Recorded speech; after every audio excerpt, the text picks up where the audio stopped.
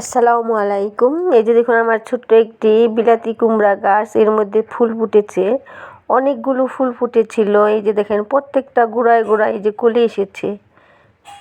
ছোট্ট একটি গাছ, বেশি বড় হয়নি, মাত্র 2-3 হাত হয়েছে। এর মধ্যে প্রত্যেকটা পাতার এই যে কিনাই যে বিলাতি ফুলের, এই যে আমার বিলাতি কুমড়ার ফুল ধরেছে এবং এই পর্যন্ত 3টা ফুল ফুটেছে। এই যে আজকেও একটি ফুল ফুটেছে। এখানে আমি টমেটো গাছ বুনেছি, তারপরে মরিচ গাছ বুনেছি এই মিষ্টি কুমড়া গাছের সাথেই। এটা একটা আমি প্লাস্টিকের বস্তার মধ্যে মাটি দিয়ে সেটার মধ্যে এই গাছগুলো বুনেছি। আর সাথে শাকসবজির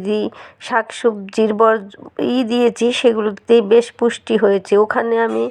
এখানেও ওই যে ওইখানেও 5টা গাছ বুনেছি। এর মধ্যে 3টা মরিচ চারা, 2টা টমেটো চারা।